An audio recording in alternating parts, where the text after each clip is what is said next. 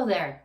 I just wanted to give you a quick summary of what knee range of movement is around the knee, and also what are some of the common mistakes I see people make after their knee replacement regarding their range. So when someone asks you what's your knee range, either you're a surgeon or your physiotherapist, what they're wanting to know is how much does your knee bend and how much does it straighten. A successful knee replacement is aiming to get you from 0 degrees, meaning a flat, straight knee, to around 120 degrees of bend. So if you were to look at my knee, when I push down and lift my heel, I've got a 0 degree, meaning a straight leg, in this position. Now, if I'm resting with that knee bent, that's actually not 0 degrees. You want to be able to draw a straight line from your hip, through your knee, and to your ankle bone. That's considered 0 degrees. Now for the bend, your first goal after surgery is going to be aiming for 90 degrees. 90 degrees is your first benchmark, and most surgeons want you to have that within the first few weeks. And if you don't have 90 by about the 6-week mark, they may consider giving you a manipulation to break up the scar tissue to get you to that 90 degree position. Now, finally, after you've finished all your rehab, you're actually aiming for more like 120 degrees or further, depending on how flexible you were prior to your surgery and the anatomy around the knee.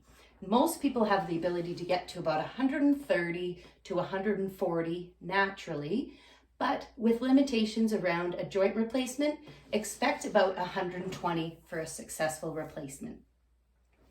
Now, one of the most common mistakes I see people make after their knee replacement is that they think they need to get strong before they get flexible. And that's actually the opposite. Getting flexible first allows you to rebuild the strength. And here's a simple demonstration. If I'm only able to straighten my knee and bend my knee this much, I'm only able to work that muscle in a small amount of movement. But if I have the ability to bend and to straighten that leg this much, I'm using that muscle through this entire range, which is much more functional in your everyday life. Finally, the biggest mistake with straightening I see is that people don't spend enough time with their heel propped up and the leg elevated so that they actually get a completely straight knee. Like I was showing before, if you're resting and your foot is on a soft surface like a table, the cushions on your couch or your bed, it feels like my knee is straight, but I could drive a little hand underneath there so I know that my knee isn't straight. Pushing down and lifting up the thigh and closing that gap, that is actually 0 degrees. And at home, the easiest way to do that is to put something under your heel while you're resting to hold and straighten that knee so it recovers in that position. Now, the reason you want a completely straight knee is so when you're standing and balancing, that leg is fully aligned from hip, knee, and ankle anatomically, so the muscles don't have to do any work.